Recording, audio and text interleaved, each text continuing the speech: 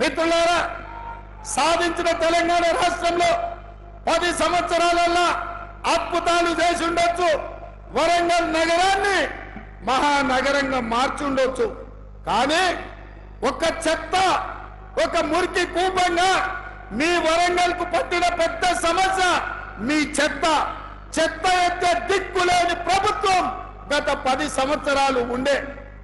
అందుకే వరంగల్ పట్టణాన్ని పట్టి పీడిస్తున్న ఈ చెత్త సమస్యకు తొందరలోనే శాశ్వతమైన పరిష్కారాన్ని చూపించి మీకు కరీంనగర్కు, ఖమ్మంకు కలిపి పెద్ద ఎత్తున చెత్తను సేకరించి విద్యుత్తును ఉత్పత్తి చేసి జాతీయ స్థాయిలో మంచి పేరు తెచ్చే విధంగా ఈ ప్రాంతానికి పెట్టుబడులు తీసుకొచ్చి ఈ ప్రాంత చెత్తను శాశ్వతంగా పరిష్కరించే బాధ్యత మా ప్రభుత్వం తీసుకుంటది. ఆ శాఖ కూడా, మున్సిపల్ శాఖ కూడా నా దగ్గరనే ఉంది. ఎవరికో మంత్రి కూడా చెప్పాల్సిన పని లేదు. నేనే స్వయంగా వచ్చి వరంగల్లో కూర్చొని ఈ వరంగల్ యొక్క సమస్యలు పరిష్కరించే బాధ్యత నేను తీసుకుంటా. ఇవాళ నేను అడుగుతున్న మిత్రులారా, తెలంగాణకు ఉద్యమానికి వేదికైనా వేలాది మంది విద్యార్థుల ఉద్యమ బాటను నడిచి తెలంగాణ రాష్ట్రాన్ని సాధించిన కాకతీయ యూనివర్సిటీ ఈ రోజు నిర్వీర్యం అయిపోయింది.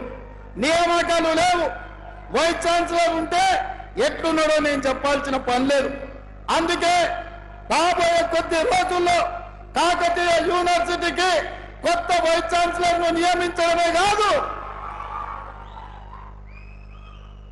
ఉపాధ్యాయులను అందరినీ నియమించి పేదల బిడ్డలకు నాణ్యమైన చదువును అందించే విధంగా కాకతీయ యూనివర్సిటీ ప్రక్షాళన చేసి మీకు అంతర్జాతీయ స్థాయిలో చదువులు చెప్పించే విధంగా మా ప్రభుత్వం యొక్క నిర్ణయం ఉండబోతుంది. ఎందుకంటే విద్యాశాఖ కూడా నా దగ్గరనే ఉంది మిత్రులారా. అదేవిధంగా ఈరోజు విద్య, వైద్యం, అక్కడ హాస్పిటల్లో అర్ధాంతరంగా నిర్మాణం ఆగిపోయి ఉన్నాయి. హాస్పిటళ్లను పూర్తి చేసి హైదరాబాద్కు రావాల్సిన అవసరం లేకుండా ఏ అవసరం ఉన్నా ఉత్తర తెలంగాణ మొత్తం వరంగల్కి వచ్చే విధంగా వైద్యుని కూడా రాణించి ఈ ప్రాంతంలో అభివృద్ధి చేసే బాధ్యత కాంగ్రెస్ పార్టీ తీసుకుంటుందని చెప్పి నేను ఈ సందర్భంగా తెలియజేస్తున్నా. మిత్రులారా, నేను చూస్తున్నా మామ అల్లుళ్ళు తోకదెగిన బల్లులాగా ఎగురులాడుతున్నారు. బల్లి తోక తెగితే ఎట్లా ఎగురుతుందో మామ అల్లుళ్ళు కూడా గట్లనే ఎగురుతారు. ఇంకా అధికారం మత్తు దిగిందో లేదో నాకు అర్థం కాలే. అయ్యగారికి మరి ఫామ్ హౌస్ లో వేసిన మత్తు కూడా దిగిందో లేదో నాకు తెలియదు. అసెంబ్లీకి మాత్రం రాడు. చర్చల మీద మాట్లాడతామంటే పారిపోతాడు. ఎవరినో ఒకరిని అడ్డం పెట్టుకొని అసెంబ్లీకి రాకుండా తప్పించుకున్నాడు. అసెంబ్లీ రాని దద్దమ్మలు, బడికి రాని బడి దొంగలు లాంటి వాళ్ళు అంతేనా? మరి అట్లాంటి బడి దొంగలు నిన్న టీవీ 9లో పోయి కూర్చొని 4 గంటలు కూర్చున్నాడు. సిగ్గున్నదా అని అడుగుతున్నా. 10 ఏళ్ళు ముఖ్యమంత్రి చేసిన ప్రతిపక్ష నాయకుడు అసెంబ్లీకి రాకుండా, సమస్యల మీద మాట్లాడకుండా, ప్రభుత్వానికి సలహాలు ఇవ్వకుండా గత ప్రభుత్వంలో జరిగిన దోపిడీని ప్రశ్నించి అంగిలాగు ఊడదీస్తామని అసెంబ్లీలో మా కళ్ళలకు చూసే ధైర్యం లేక పారిపోయి టీవీ 9లో కూర్చొని నిన్న ప్రగల్భాలు మాట్లాడుతున్నాడు. ఆయన మెదడును రంగరించి ఆయన రక్తాన్ని దారబోసి కాళేశ్వరం కట్టిండంట. దద్దమ్మ, నువ్వు అట్లా కట్టినవో లేదో ఇట్లా కూలిపోయింది. ఇంతకంటే ప్రపంచంలో దివాళగాడు ఎవడని ఉంటాడా అని నేను అడుగుతున్నా. కాళేశ్వరం డిజైన్ వేసినప్పుడు తీసినవా, దిగినప్పుడు దించినవా అని నేను అడుగుతున్నా. రాపోలం ఇప్పుడు కూడా మా శ్రీధర్ బాబు గారి నియోజకవర్గమే మంతన్నిలోనే కాళేశ్వరం ఉంది. చిన్న కాళేశ్వరం కలిసిపోదాం.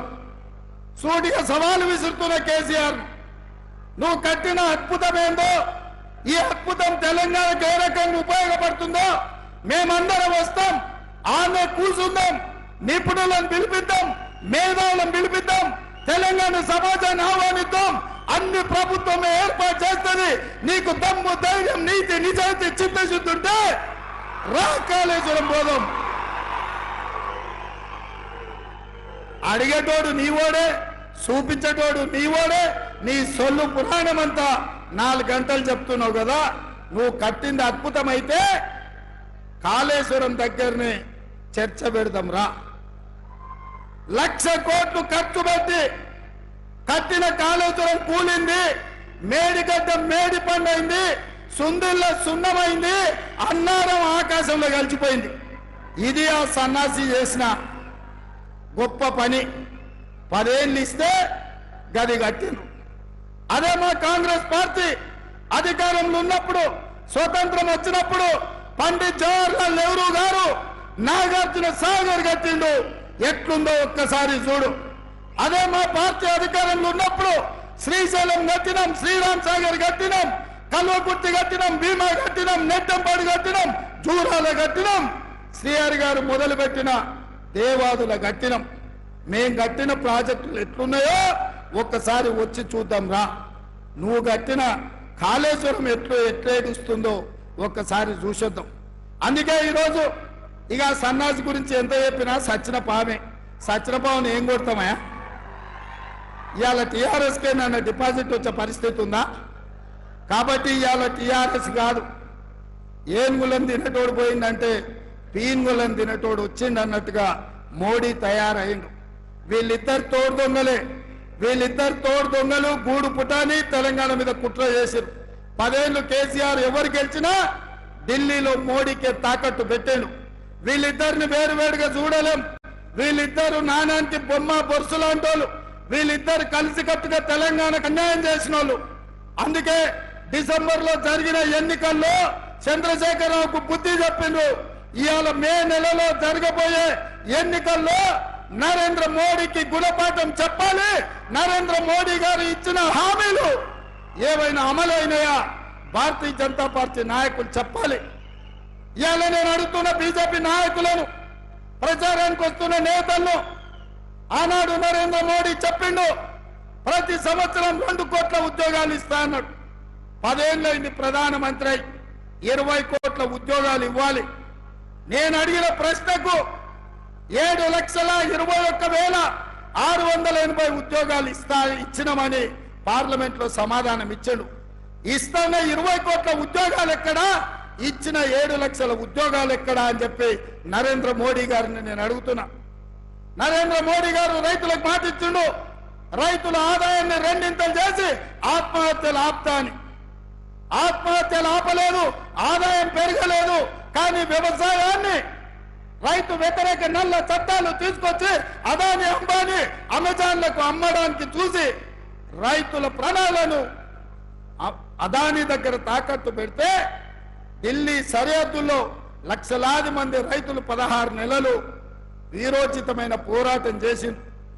సరిహద్దుల్లో సైనికులు ఎట్లా కొట్లాడతారో ఢిల్లీ సరిహద్దుల్లో పంజాబ్, హర్యానా, ఉత్తరప్రదేశ్, మధ్యప్రదేశ్, రాజస్థాన్ ప్రాంతాల నుంచి వేలాది మంది రైతులు వచ్చి నరేంద్ర మోడీ మీద యుద్ధం ప్రకటించి రైతు వ్యతిరేక నల్ల చట్టాలు వెనక్కి తీసుకోవడమే కాదు, నరేంద్ర మోడీ మెడలు వంచి రైతాంగానికి క్షమాపణ చెప్పించిన చరిత్ర హర్యానా, పంజాబ్ రైతులకు ఉంది. ఇదే కాదు, 2014 ప్రధానమంత్రిగా పోటీలో ఉన్నప్పుడు చెప్పిండు, చాలా మంది నాయకులు లక్షలాది కోట్ల రూపాయలు సంపాదించి స్విస్ బ్యాంకులో పెట్టిండ్రు. ప్రధానమంత్రి అయిన మరుక్షణం లక్షలాది కోట్ల రూపాయలు స్విస్ బ్యాంకులో నుంచి తెచ్చి ప్రతి పేదవాడి ఖాతాలో 15 లక్షల రూపాయలు వేస్తా అని మాట ఇచ్చాడు. నేను అడుగుతున్న వరంగల్ మిత్రులను, మీ ఖాతాలో ఎవరికైనా నరేంద్ర మోడీ 15 లక్షల రూపాయలు వేసిండా? వేసిండా? వేసిండా? మీకెవరికి రాలే కదా. మన రాష్ట్రంలో ఏ ఒక్కరికి రాలే. మరి ఇవాళ ఏ మొక్కం పెట్టుకొని ఓట్లు అడుగుతున్నాడు. రైతుల ఆదాయం పెంచుంటే 2 చేస్తా అన్నాడు. ఇవాళ పండించిన పంట కొనే దిక్కు లేదు. రైతు వ్యతిరేక నల్ల చట్టాలు తీసుకొచ్చిండు. ఇట్లా ఏది చూసినా నరేంద్ర మోడీ చేతిలో మోసపోయినాం. ఇక తెలంగాణ విషయానికి వస్తే, ఆనాడు రాష్ట్ర పునర్విభజన చట్టంలో ఖమ్మం జిల్లాలో ఉక్కు కర్మాగారం పెట్టి ఆదివాసీ సోదరులకు ఉద్యోగ ఉపాధి అవకాశాలు కల్పించాలని సోనియమ్మ మనకు మంజూరు చేసింది. బయ్యారం ఉక్కు కర్మాగారం ఇచ్చింది. 10 ఏళ్ళైనా అక్కడ పరిశ్రమ పెట్టడానికి వీలు లేదు, అక్కడ వీలు కాదు అని ఖమ్మం జిల్లాలో బయ్యారం ఉక్కు కర్మాగారం తిరస్కరించి ఈ ప్రాంతానికి ద్రోహం చేసింది నరేంద్ర మోడీ. అదే విధంగా Warangal Kazipet railway coach factory, Warangal Kazipet junction అంటే దక్షిణాది రాష్ట్రాలను కలిపే జంక్షన్. ఇక్కడ కోచ్ ఫ్యాక్టరీ పెట్టడం ద్వారా దేశానికే పెద్ద పరిశ్రమ తీసుకురావాలని సోనియమ్మ ఆలోచన చేసింది. మన తెలంగాణకు, మన కాజీపేటకు రైల్వే కోచ్ ఫ్యాక్టరీ సోనియమ్మ మన్మోహన్ సింగ్ ఇచ్చారు. నరేంద్ర మోడీ వచ్చి రద్దు చేసి దీన్ని మహారాష్ట్రకు తరలించకపోయిండు. మనకి ఇవ్వాల్సిన రైల్వే కోచ్ ఫ్యాక్టరీ మహారాష్ట్రకు లాతూర్కు తరలించకపోయిండు. నేను అడుగుతున్నా, IIIT గాని ITIR కారిడార్ గాని ఈ రోజు మనకి ఇవ్వాల్సింది ఇవ్వలే. NTPC ద్వారా 4000 మెగావాట్ల విద్యుత్ ఉత్పత్తి సంస్థల్ని నిర్మాణం చేయలే. గిరిజన యూనివర్సిటీ కొట్లాడంగా నిన్నగాక మొన్న మంజూరు చేసింది. ఇట్లా చెప్పుకుంటూ పోతే నరేంద్ర మోడీ చేసిన ద్రోహం అంతా ఇంత కాదు. అదే కాదు మిత్రులారా, ఆనాడు కాంగ్రెస్ అధికారంలో ఉన్నప్పుడు పెట్రోల్ 55 రూపాయలు ఉండే, ఇవాళ 110 రూపాయలు చేసిండు. ఆయల్లో డీజిల్ 50 రూపాయలు ఉండే, ఇవాళ 100 రూపాయలు చేసిండు. ఆయల్లో మా అక్కలకు సిలిండర్ 400 ఉండే, ఇవాళ 1200 చేసిండు. ఇంకా ఏం మిగిలిందా మా దగ్గర దోసుకోవడానికి? మా చేనేత కార్మికులు కష్టపడి రెక్కలు ముక్కలు చేసుకుంటుంటే ఇవాళ చేనేత పరిశ్రమ మీద GST వేసిండు. అగ్గిపెట్టే సబ్బు బిల్ల, ఆఖరికి వాళ్ళు దేవుడి భక్తులు అంటారు, అగరబత్తీలను కూడా వదిలే అగరబత్తీల మీద కూడా GST వేసిండు. ఇంతకంటే దుర్మార్గమైన భక్తుడు ఎవడని ఉంటాడా ఈ దేశంలో అని నేను అడుగుతున్నా. ఇవాళ అన్ని పోయినాయి, చేసింది లేదు, చెప్పుకునేటందుకు లేదు, చెప్తే నమ్మేటోడు లేడు. అందుకే పిచ్చి పట్టుకుంది బీజేపీ వాళ్లకు. మత పిచ్చి, ప్రజల మధ్యలో, భాష మధ్యలో, ప్రాంతాల మధ్యలో చిచ్చు పెట్టి విభజించి ఎన్నికల్లో నెగ్గాలి అని ఆలోచన చేస్తారు. అట్లయినా వాళ్ళకి ఎవరు దొరకలే. ఎవరు దొరికినా ఈ నుంచే మీరు బండకేసి కొట్టిన ఆయన దొరికిండు అరూరు రమేష్. ఎవరా ఆయన? మీ భూములు మింగిన అనకొండ కాదా? ఊరూర్లో భూములు ఆక్రమించుకున్నాడు కాదా? అంగి మార్చి, రంగు మార్చి, జెండా మార్చి వస్తే ఈ వరంగల్ ప్రజల అమాయకులా గుర్తుపడతారా? ఏ రూపంలో వచ్చినా, ఏ SMS వచ్చినా అరూరు రమేష్ను బండకేసి కొట్టేది గ్యారంటీ.